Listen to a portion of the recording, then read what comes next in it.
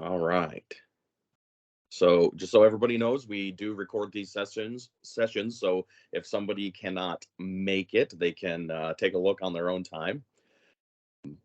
It's good to see you all here today. We'll give everybody another minute or so, and then we'll get started. We'll give everybody another minute to join us, and then we'll get started.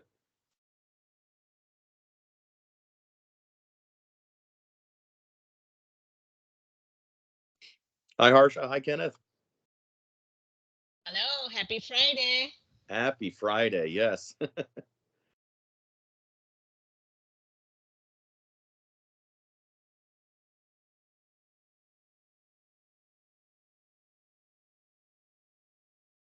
Hi, Erica. Welcome.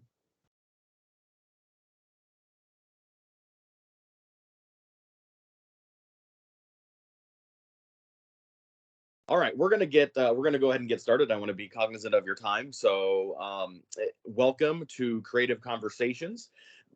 This year, this semester in particular, we're going to kind of change the format a little bit. We are going to make sure this time around that we really focus on what we're doing at NMC.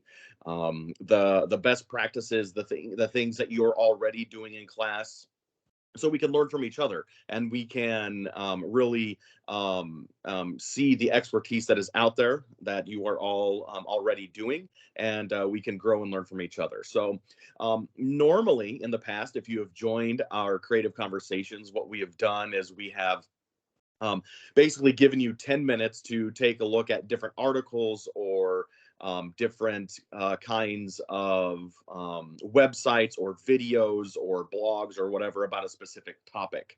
This time around, what we decided to do is we're going to ask you thought provoking questions and then really let you all take the conversation from that point. And if you paid attention to the theme today, the theme today is about classroom management. And so all the questions we are going to talk about, all the ideas and thoughts we'll have today will center on that. And we wanted to do classroom management at the beginning of the semester because it really sets the tone for everything else we do the entire semester, right? I mean, from that day one, which was really interesting, our first day one for most of us on that Monday that we actually canceled school and did everything online, was a very interesting day for all of us. So students included. And so we want to talk about classroom management and what that looks like. So the first question I have for you all, and remember this is conversational, so so please, let's converse with each other and share our thoughts and ideas. So what is classroom management?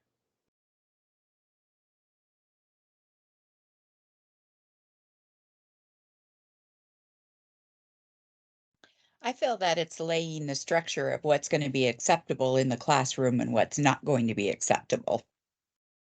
Okay, good. That's kind of what I was going to say, is that it's sort of setting the tone from the beginning. Mm-hmm.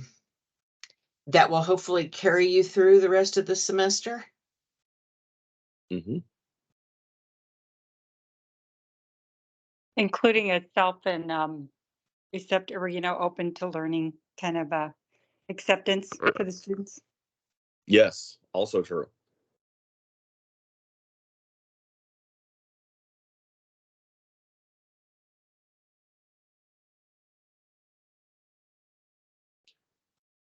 I think it's also the preparation too, and setting the expectations for the professionalism. So me kind of starting and guiding first, and then expecting them to participate and answer the questions. And I just kind of sit and stare at them a little bit until somebody says something. So it has to go both ways and be really engaging too. So. Yeah, I love that. Good. I would also reiterate everything everyone said, but also making sure that the students understand what kind of classroom structure. For example, if it's going to be a collaborative structure, or creating that relationship between the students, the Yes. connection piece. Right. Absolutely, the connection piece. Yes, that starts from day one as well. So based on all of those, I mean, it's those responses. It's structure, it's routines, it's expectations, it's setting that positive relationship. I mean, that is a big umbrella of which we need to work and think about, right? In the first meeting that we had, somebody brought up the fact that not only is classroom management proactive, like setting it from day one and getting everything on the syllabus, but it's also reactive. In other words, we have to react to the classroom environment on a day-to-day basis, right? What do you all think of that?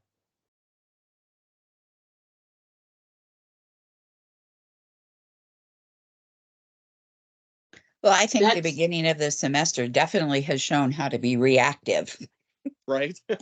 right. with the snow days, and just, for at least for the nursing students, it's to say, as you can see, we needed to be adaptable and creative in order to get this done.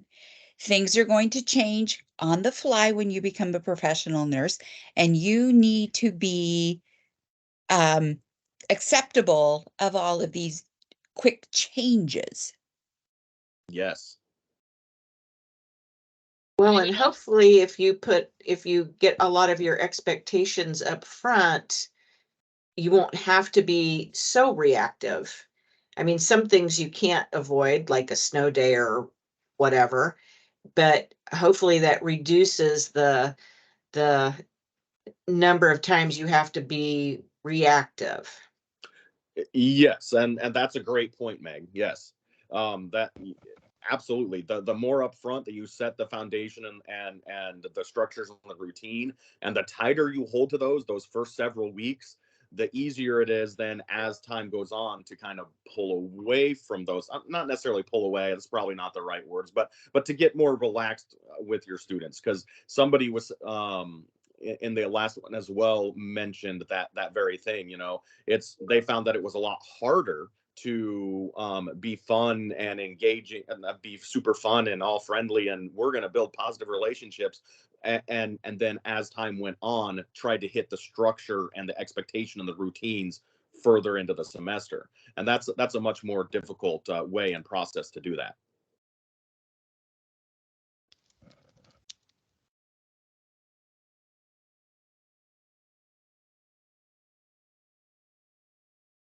Okay, so what are your thoughts on when classroom management starts, and when does it end?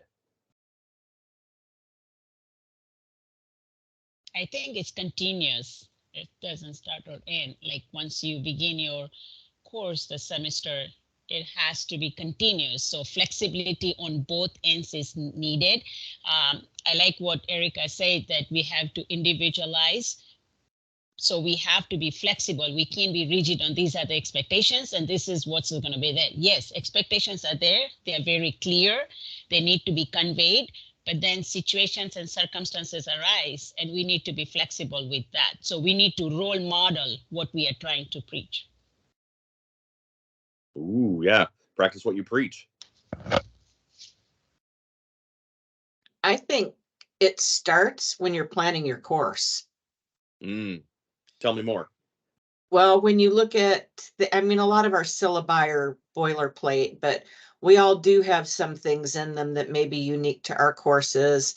When we're planning course group meetings, when we're discussing just how the course is going to run with your co-teacher, I think then when you're looking ahead to the courses, when you start looking at where are the places that I can add classroom management, probably wouldn't say it that way, but where are the places where we need to hit this?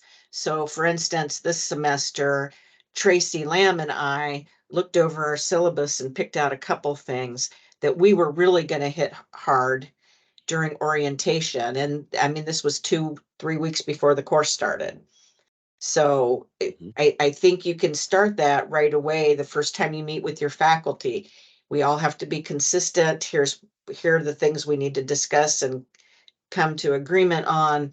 So I think it really begins in the planning phase of your course. Yes, I love that. Thanks for sharing, Meg.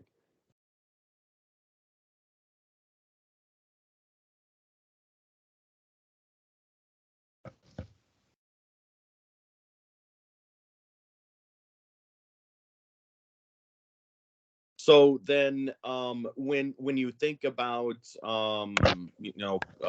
classroom management, part of that is about keeping the students engaged and focused in your classroom. So, are there any strategies that any of you can share with us that you found particularly effective in keeping the students engaged or focused?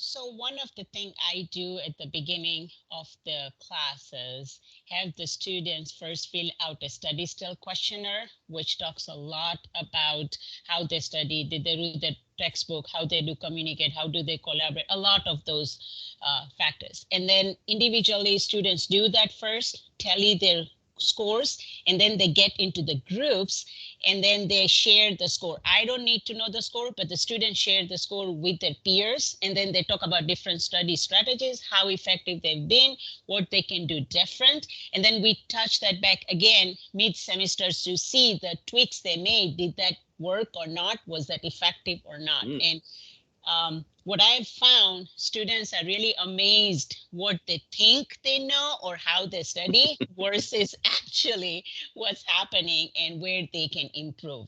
So they really like, and I think that gets them engaged too. So that's one way I do. And then the first day activity is for the students to introduce, not myself to introduce first, for the students to introduce themselves.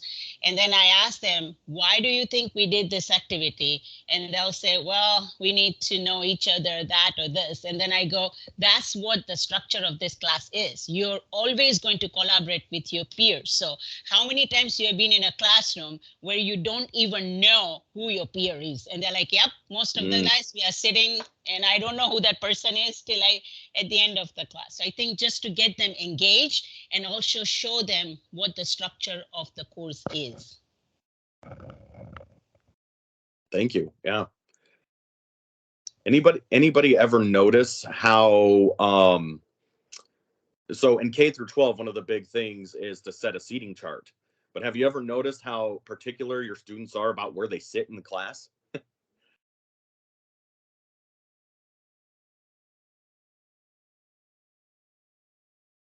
Yes, and I think that's one of the reasons it's good if they have to pick up numbers where they sit, and every time the activity is, depending on where the numbers are, they have to match with their peers and they keep on moving. So they're never stagnant, and they don't like that sometimes, but they're okay with it towards the middle of the semester. Right. Yes. Yeah, every once in a while, when you have them get up and move out of their seats, you might see their eyes roll or whatever. Or if anybody, I don't know if you ever pay attention, but if anybody sits in someone else's seat for whatever reason, oh man, it gets crazy. They all of a sudden are like, I don't know where to sit. What do I do? So They what else? really have anxiety if you try to do assigned seating for exams. We've done that before because we suspected cheating. Yes. And oh my gosh, they completely lose it. It's that sense of comfort, right? That all of a sudden they're in a different environment. It's fascinating how the brain works. So what else do you all use for managing or keeping the students engaged and focused on your classroom or in your classroom?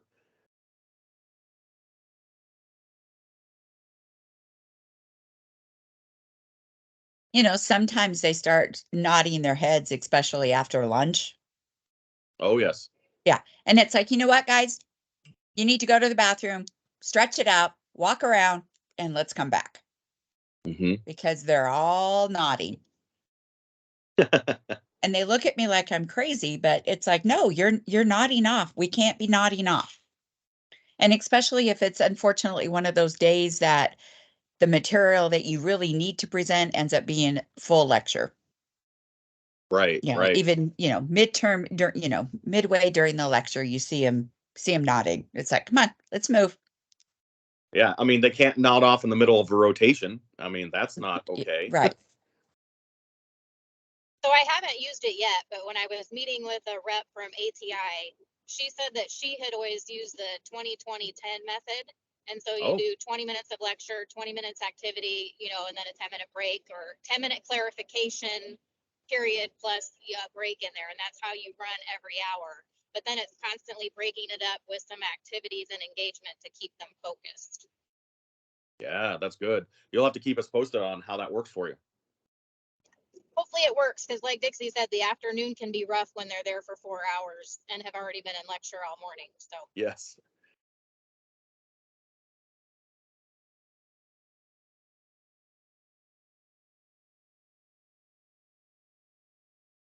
The hard thing with the 20 minutes of lecture and then 20 minutes of activity is coming up with those activities and also getting in what you really want them to know about a specific topic. How do you get that all condensed in without them saying, I'm teaching myself? Well, that's a great question, Dixie. I'm going to open that up to everyone else. So I've been here over 27 years and I've heard I'm teaching myself for 27 years. It doesn't matter what you have them do. They think they're teaching themselves. I haven't gotten into this, but I really want to get into this, is really using more of a flipped classroom approach.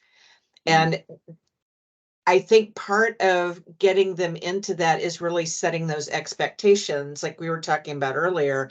If you go over those Carnegie hours and tell them what that means, this is your prep, this flipped classroom, you're not teaching yourself, you're preparing to come to class.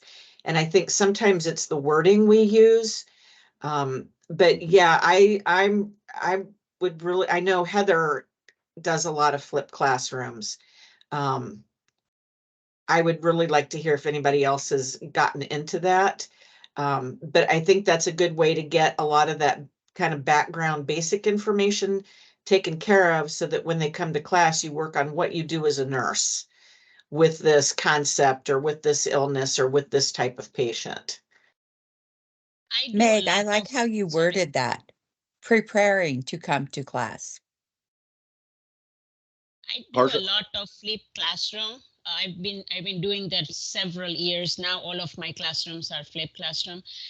Like Dixie said, setting the top tone up front. So at the beginning, when they come into the class the first day, we kind of do an activity so they know this is how the course is going to run. And I also tell them this is how it's going to be. Yes, Meg, the hardest part is for them to understand that they're not teaching themselves, because once we start doing those interactive activities, students realize that you have either 1.5 hours of class or 2 hours of class time. And if we are just lecturing to the students, you don't have time to apply the information or the content. And then students are not engaged either, because they're like, okay, they're simply sitting and absorbing the information, which is passive learning. So I set the tone at the very beginning saying that, okay, you need to read the content. I don't expect you to know everything, but you need to read the content so that in the class, I can either elaborate or we can give you some more clarification. Your peers might be learning in a different way. And so what we do is they come in the class. The first thing I start is like, okay, what is this chapter about? What did you learn? What was the major concept? They will write down on the board, and we'll have so many different either principles or concepts or vocabulary. And then we make a connection with all of those. And then they have an activity. By them doing the activity, I know how many didn't study maybe or didn't even open the textbook or had the voiceover lecture. And then pretty soon by class number 3 or 4, they realize that if I don't do the work, the rest of them are engaged in the activity. So that person is simply sitting there and everybody's looking, oh, you didn't do the readings? So, it's the eye they get from the peers, not from me. And I think that helps a lot. So for me, it has worked. There are once in a while you'll get a student like, I don't know. And I'm like, that's okay. I'll come back. I'd like to hear your lovely voice, but you're going to talk in this class. So it takes a lot of time and effort and making sure everything runs smoothly. But then, okay, we are flexible too. If you get a group that's not engaged, then how do you get them engaged, instead of saying you didn't study or something like this, like, okay, tell me what do you know? And then ask the peers to answer, and then I jump in. That has worked for majority of my classes. Harsha, that's so important. I think what you said about, would you rather, I asked the students, would you rather spend time in class with me going over the basic material, or would you rather spend the time in class with me applying the material, right, to patient cases? And they always vote for the application piece in class. And so I've been doing flipped classroom for a while, and I added, as Spencer knows because he helped me, I added some questions into my pre-lectures, and that's been helpful, I think, because it really helps the students to know, to realize what they don't know when they're reading the material. And they're kind of basic questions, but if they don't understand that concept, then that helps me, because then I know what I need to focus on in class before we do the application. So that's been a helpful technique too.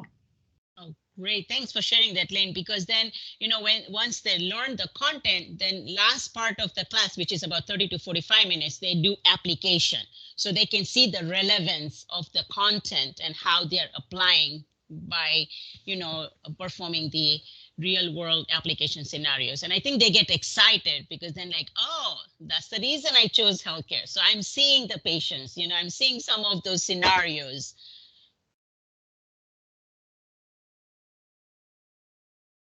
Yeah, excellent. I know that Seth Morrill also does flipped classroom. So all of his information is in that kind of an environment as well.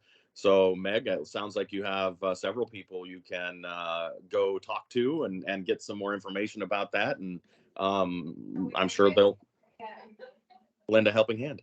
Awesome. Thank you, guys. I think just one more thing to add is that I always remind the students that you are going to be a lifelong learner. So if you come to class and it feels like you're teaching yourself, that's a good thing. You're supposed to be challenged as well. So if you ask me a question and I know it was already in your reading, your lecture, the pre-lab worksheet, the activity we're going to do too, I say, where can you find it? If I wasn't here to help you and you're on field work, where are you going to find that answer? So I always have them check at least 3 places first before I give them the answer too. So I just think it's important for those life skills when they're out on their rotations or field works, and just as a professional in the field they're going into, to be able to do that too.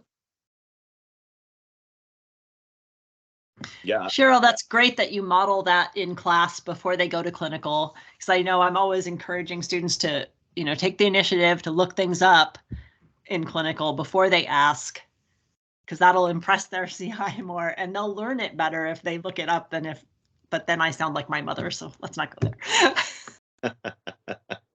But you're right. I mean, Lane, that is a good point. Yes, they are. I mean, in the college environment, there has to be some ownership on the student to take responsibility to teach themselves some of the content, right? I mean, we as faculty members can only go and take them so far. At some point in time, the student has to take that ownership to be able to find the answer when you're not around, right?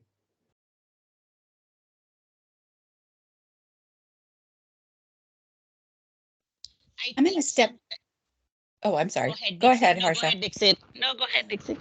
I was going to ask Cheryl, Heather and I have some in-class activities, and we ask that they're filled out during class and they are submitted basically immediately following class. My question for Cheryl is when do you have that worksheet due to be submitted into Brightspace if you're given credit for it?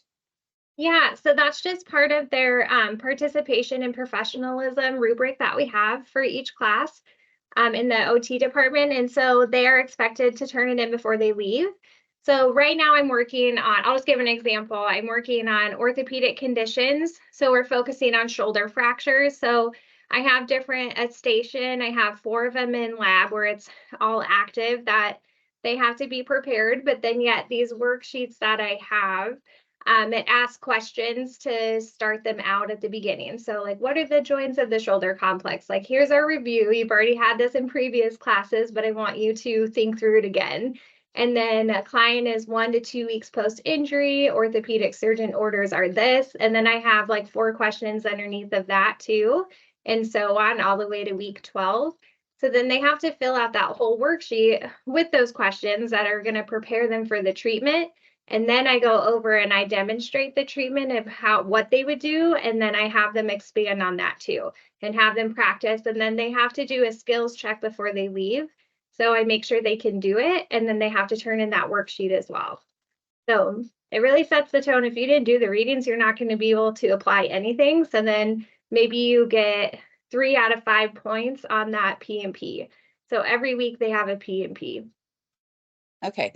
Well, what Heather and I are running into, students are submitting in anywhere from 2 minutes after the deadline, which we're giving them 10 minutes after class, or they're submitting them, some are submitting it 2 hours plus late. Yeah. So, And so basically, our deadline is our deadline unless they had an issue come up, correct? We're just trying to be consistent kind of with what everybody else is I doing. didn't give mine credit if they didn't turn it in. If they didn't turn it in during class, I didn't give any. I won't give mine credit. Yeah. Yep. And that's what I would do too. So just Okay. set expectations. So if they didn't do it, they didn't do it. Cause I think that's part of that professional responsibility too. And Yes. they're wanting to be here and learn the material and be able to apply it later to be in that profession. So, I mean, you can't show up on field work and just not do it or go to work and not do That's it, true. you know, so That's just true. setting those expectations here. I always say too, you're paying to be here. So you're putting in what you want out of it as well. Right. I know it's very harsh to say or think that way, but I'm like, I'm here for you and I'm giving you absolutely everything that you need. So it is up to you. Like I mean, Lane, you said it, and you too, Spencer, just that responsibility on the student too. Right. And it's just that feedback or that patient saying, well, I didn't realize it was an in-class activity and I was supposed to be filling it out in class. And it's like, it says right on there, in-class activity. Yeah, So. yeah. And I do before, and I know lab can be different than lecture too. Yes. Or, you know, but I have a lab agenda. So I put an agenda with a checklist of everything that we're going to be doing that day too. So that way they can look at that ahead of time before they come to lab. And then I review it in the first 5 minutes and then we just go. Yeah. So, which can be helpful. But I would want to quickly chime in here. Those students are the first ones to say, I didn't read that or I didn't know that, are usually the first ones to notice when you put in a 0 as well. That's true. They are. They definitely are.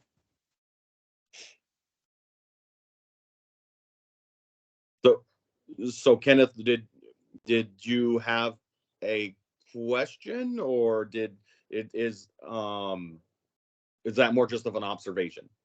Just an observation, basically, like, we feel like we're being clear. It's clearly labeled everywhere, but the students who kind of have problems with what we believe are very clear and easy expectations, oftentimes I think they're trying to get away with they know better. Yeah.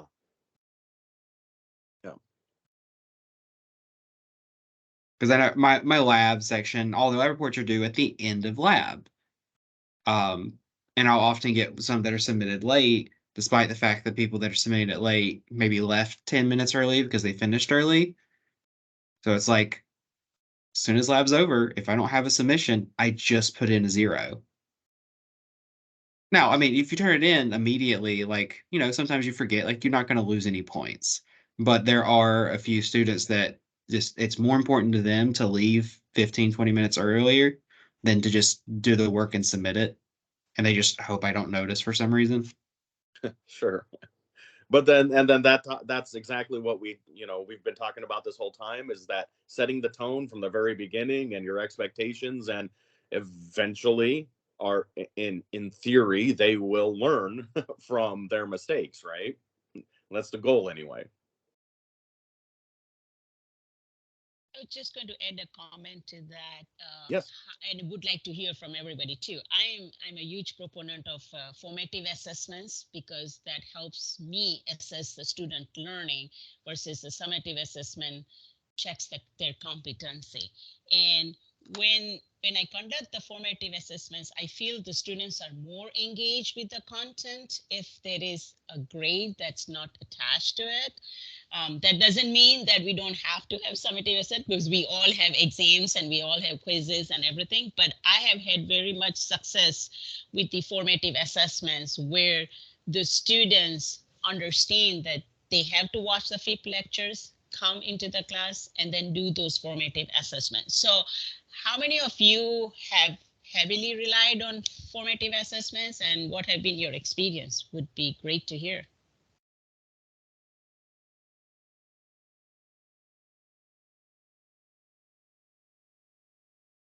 In my limited experience here, especially with the math class, it very much comes down to the type of student. Some of them, I would say it's about 50, it's kind of 50-50 roughly. If there's no points, it might as well not exist.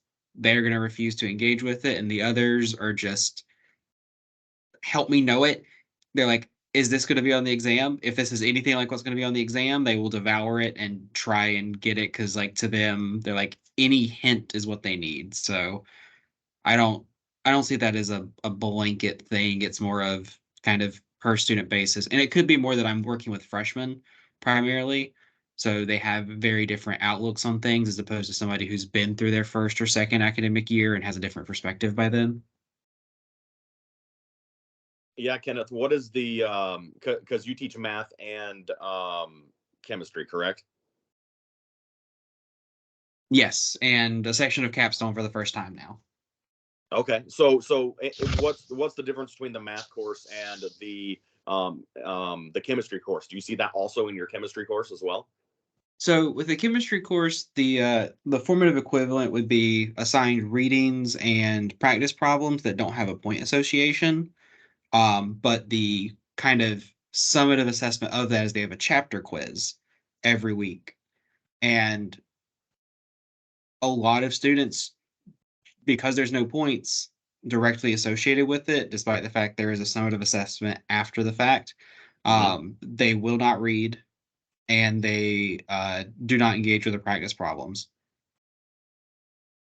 Okay. And I can tell because I'll give them quiz questions and things like that are copy paste a practice problem that I've assigned them for formative assessment, and you can tell kind of either who's got it or who's been doing the practice.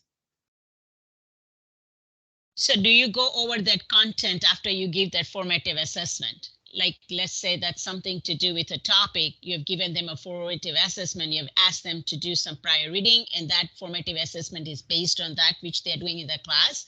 What if they don't do it? Like, they are not interested because there's not a grade, but do you go over that content? What I'm trying to think is maybe they're like, okay, even if we don't do it, Professor or Dr. Kenneth is still going to go over the content. Has that happened? That's pretty much it. They're like, he's still going to cover it, so there's no point. Oh, okay. Because I don't cover that content. So, like, if they don't work in the class with that, then I'm like, okay, we are not going to cover in the class unless and unless you tell me where we are struggling, then we can talk more about it.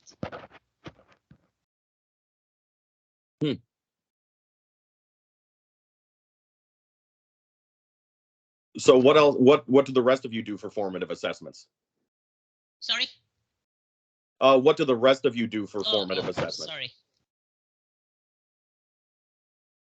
I inherited all of the instant feedback forms when we stopped having an account with the Einstein Institute or whatever that is, those if-at forms. So I have an entire cabinet full of these scratch-off quizzes. And so in class, I frequently either do a Kahoot for a formative assessment, or I do a group small group scratch-off quizzes. Students love those scratch-off quizzes. I pulled my students last semester and they, it was fairly close, but out of all the activities I did, those two ranked the highest, and the scratch off quizzes ranked even higher than the Kahoots. They love them. But I like those because there's a lot of discussion. That's where I think it differs from the Kahoots, because there's discussion before they scratch off an answer. They discuss what the answer is and why they think that's the answer. And they get really competitive. It's pretty funny to watch them. But I have all of those. If anybody wants to do that, I'm happy to give you some of my forms, because I'll never be able to use them all before I retire. Thanks, Meg. Meg, I used to use those in one of my classes. In my second year class, I would use those scratch off forms, and I would do the like the team-based learning procedure of doing a individual quiz and then doing a group quiz. I really like the group quizzes. Like, as you said, there was a lot of discussion, but I was a little frustrated with the individual quiz first, because the students, some of them admitted to me that they wouldn't bother to do the reading because they knew that in the group quiz, they would learn from their classmates who always did the reading. So they knew that they had people to count on to learn the material from. So they wouldn't bother to do the reading. That's great, Lane, because I heard that too. And what I did was I tweaked those, and I don't do individual quizzes, but I do group quizzes. And Meg, I totally agree with you on the Kahoot part, because Kahoot is there's an advanced Kahoot, but it cannot go into as much detail as those questions used to go and stimulate the critical thinking and get the students engaged. Right. And I know there are different ways we can do with Kahoot, but I really like that instant feedback, and I have a lot too. Yeah, and I never did the individual quizzes either. This is just, and this isn't for a grade. This is just to, like, it's a formative assessment. Check where you are with the material and kind of support your partners in helping them learn things.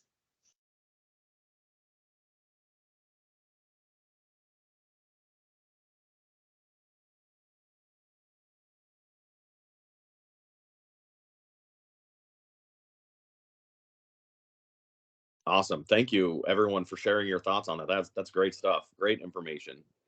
So when we discuss classroom management, one of the issues that might arise in your classroom are disruptive students.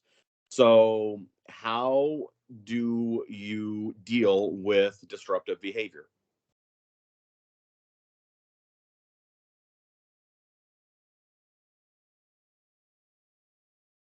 And just so we're clear, disruptive behavior can also be, well, I'm not going to do that, like refusal to do something, like challenging students, that kind of thing.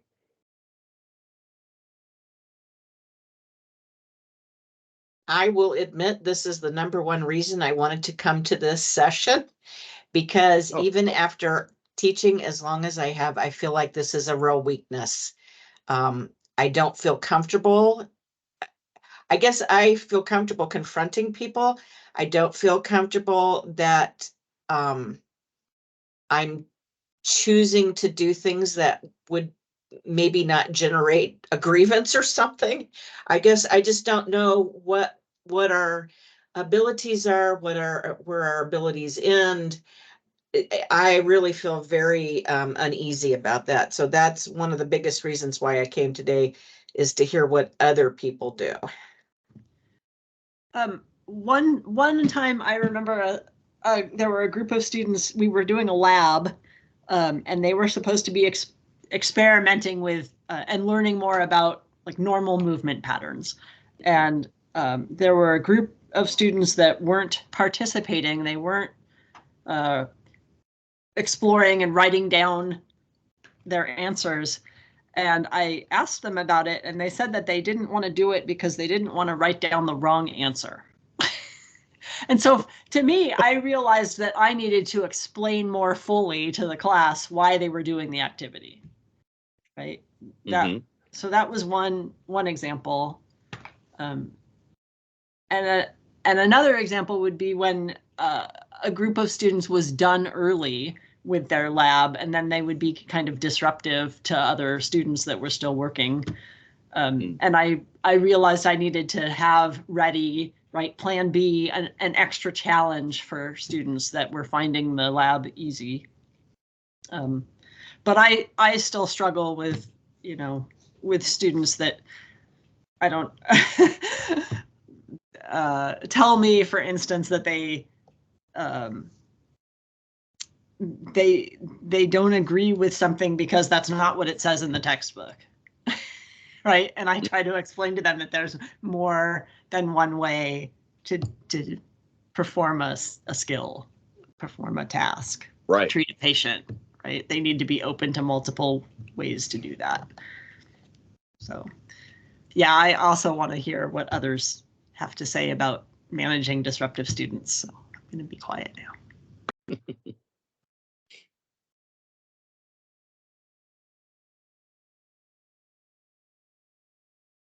Depending on context, sometimes if you can put the spotlight fully on them, that's enough to make them kind of shrink back down. But it's very contextual because you don't want to like engage and feed the beast, so to speak, if they are being disruptive. But sometimes it's more of like they don't intend it, you know, like they're not intentionally doing it maybe, but they're kind of a bit too much hogging everything. So if you can make them a bit more of the spotlight intentionally, that gets them to shrink back down. I've had students that they would go on tangents and disrupt the general flow of things, but it wasn't from a place of like malice. It was from a place of they were actually interested or intrigued or something. And if you, in some of those cases, feeding it a little bit, getting the spotlight on them and making them realize kind of what's happening, but you're not directly calling them out, shrinks it down. But if it's like outright oppositional, I have no clue either. I think going off of that a little bit, Kenneth, I was just thinking of our first week's lab, we went over wheelchairs. So the parts of the wheelchairs, and we just had a manual wheelchair in there that we were going over first. And part of our lecture was on how to teach a client to do a wheelie. And I was very specific. We weren't even going to attempt that. And I had one student that was trying to do it. And so I did the spotlight thing, if you will, how you mentioned it that way, and said, okay, let's use this as a learning opportunity. What if she had done that wheelie and fell back and hit her head?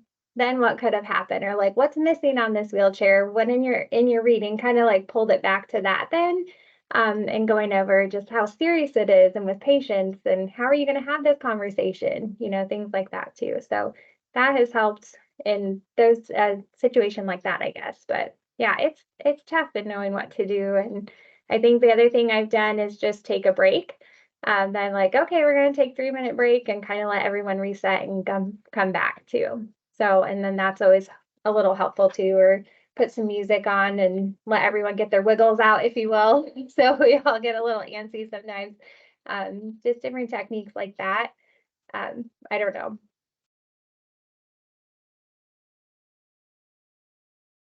I think it's my struggle too. So I'm in with all of you. But sometimes what I've done is also address it right there and then, rather than let it fester and everybody's like, oh, we can do and get away with it in this class. So kind of addresses. Sometimes I get students, once in a while, they'll be on their phones, even though at the beginning of the class I say, please don't use your cell phone because you're here only for a limited time. You are paying for it. You want to make the most out of it. And then once in a while, if somebody's on the student, I'll say, please don't be on the phone, or maybe like, can you share with all of us so that we can also have a hearty laugh, Ooh, you know? yeah. And then that stops. So sometimes that helps. Or once in a while, I would then, send an email to the student and say, hey, you have a lot of potential and you can contribute a lot to this class, but you are not engaged. Like, what's happening? I was surprised once or twice. I had a student who said, I'm on a lot of medication, so I cannot sit still. So I'll just look out of the class or have my backpack or something like that. And then I referred her to Lisa. So sometimes that helps, but yes, it's a challenge because students are different and they have all different needs maybe or requirements, and sometimes knowing that helps. Sometimes they don't want to disclose that. So that's just a hard thing to do.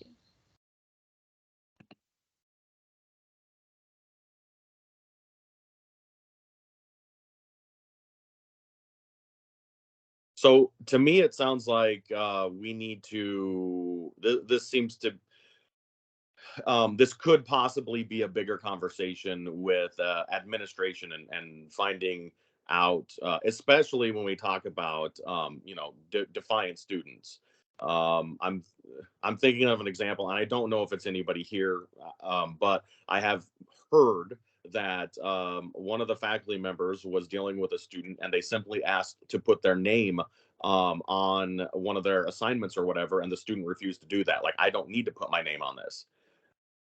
And there was definite defiance there, and so that's been a very. So is that something you would all be interested in, is diving deeper into like the defiant students, or is that more of a one-off kind of a situation and that doesn't happen often?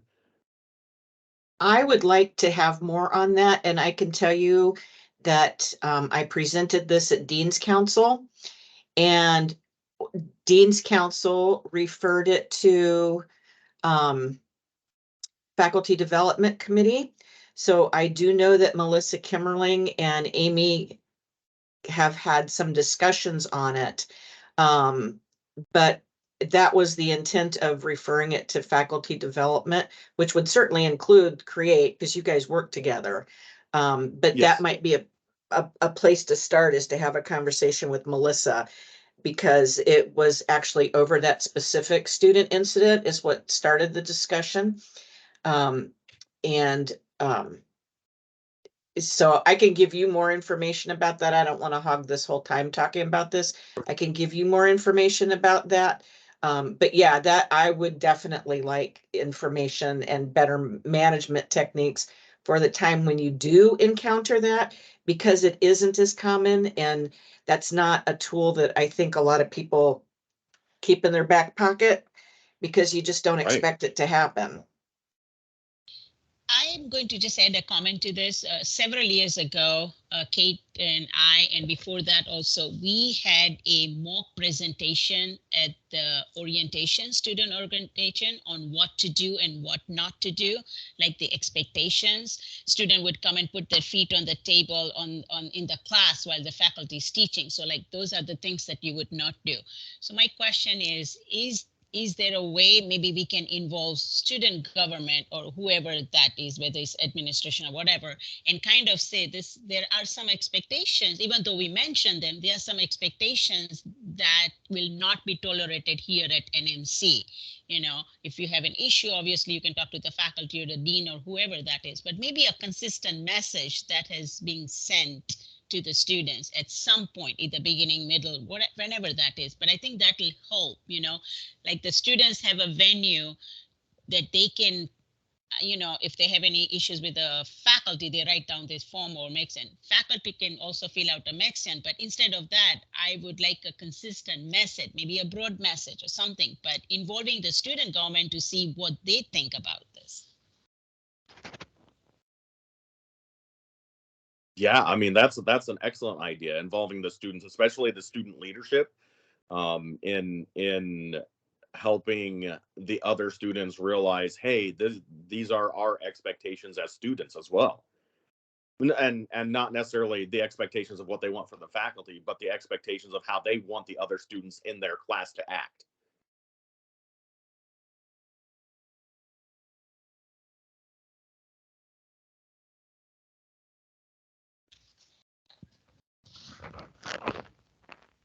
Okay, so with the last few minutes that we have, so we've talked about disruptive behavior and students, but what about students who are struggling to keep up?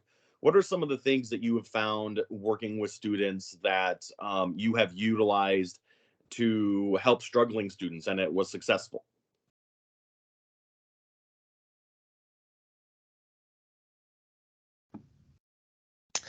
I use a form at the beginning of the semester, the beginning of the course, that asks them to write down how, or it asks them how they study, similar to probably something that Harsha was using. It has a lot of different ideas for how to study, and it asks them to identify which of those ideas they utilize. And then when, after the first exam, when I find out who is really struggling, I'll meet with them individually. We'll go over that form, talk about how they're studying, and I ask them to tell me, like, you know, what other ideas from that form they think they can utilize. And I just did that in the fall with a student who really turned around after that meeting, because he incorporated some extra things that he hadn't incorporated before to study. And he ended up getting 100% on one of his tests, and he was so excited. He just, awesome. it was thrilling. That doesn't happen that often, and I just love that that it, you know, I had that to share. But yeah, that's not the typical outcome, but it does help to have those discussions about how they're studying and what other ways they can incorporate. But, you know, don't tell them what to do. Ask them what they feel like they can fit in. Does that make sense? Yeah, give them that ownership of, hey, these are some examples of ways you can better improve yourself. Now, choose some. Right. One of the things that has also worked is peer-to-peer learning. So if a student is struggling, of course, we recommend them to meet with the faculty, the tutor or SI leader, but sometimes just connecting them with a peer in the class itself has worked. Now, not always, because sometimes they don't want to let their peer know that they don't know, but other times it has worked where the peers are so willing to send their notes, meet with them, share them how they study, what they do to be successful. So connect them, and maybe they meet once a week, and then I touch base with them and say, hey, did that work or not? Because sometimes they'll say, yeah, I'll connect, and then they never connect, right? So I touch base with them, and that has worked too.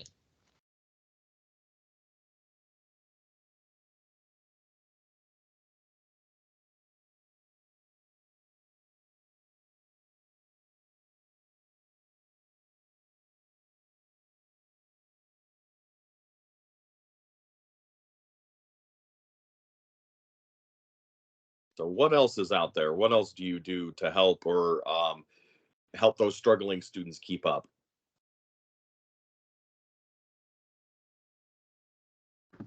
In the past, I have done extra study hours. What am I trying to say? Like extra time outside of class when we can get together, whoever wants to meet and ask questions and go over topics that they're struggling with.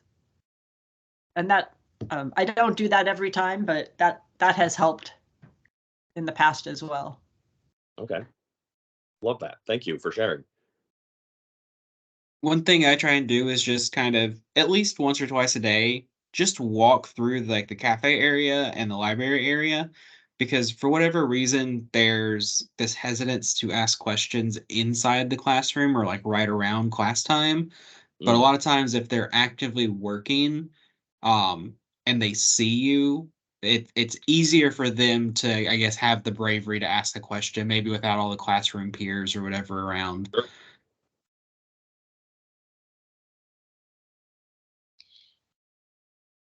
Sometimes I would notice that they're struggling is not because they don't know the content. Maybe they didn't put enough time and effort, or they're, you know, working too much. And then they're like, oh, I can catch up. You know, I'll be fine. I'll be okay. And then once you talk with them, they're like, I'll be honest, I have not studied because I'm working 28 hours or 27 hours. So I don't know if some of you have experienced that, but sometimes it's as simple as that, like, oh, I'll catch up. It's going to be easy. And then they realize that, no, I can't. now within 2 or 3 weeks to catch up the previous content. That's why we spent so much time on talking about the Carnegie hours at the beginning of the semester, because most of the students in 300 are taking 2 other courses. So they have 9 credits in the classroom plus 4 credits of clinical. So what I said is, first of all, you have to figure out how much time this requires you to spend. And I did tie it to financial aid because it's a federal definition. And if we're not following Carnegie hours, we really shouldn't say that our course is 3 credits. You know, maybe it's only 2 credits, or in actuality, maybe it's 5 credits.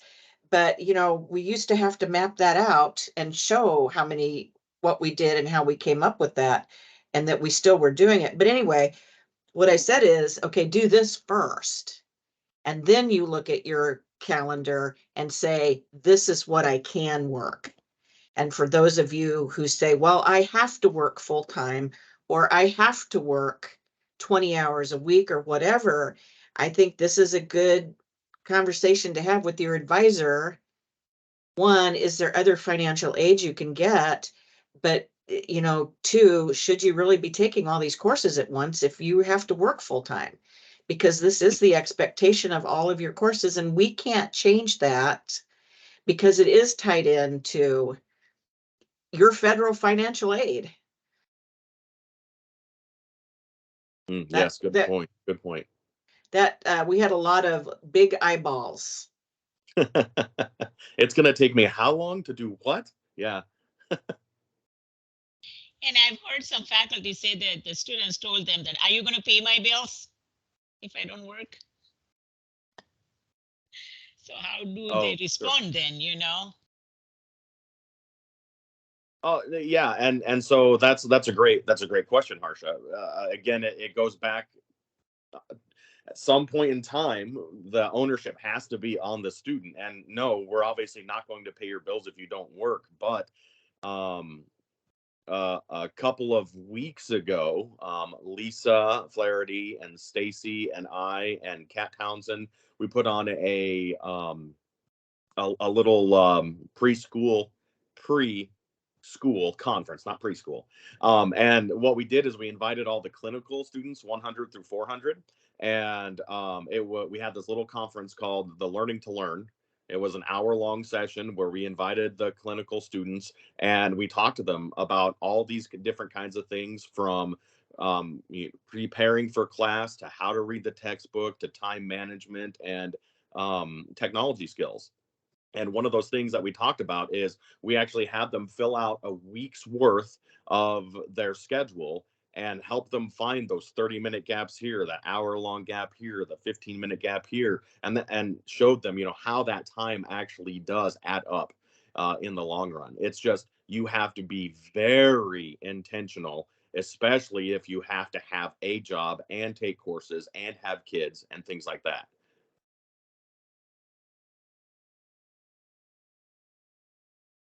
You also have to have the skill of negotiating roles. You know, I've had some students say to me, well, my partner doesn't help with childcare.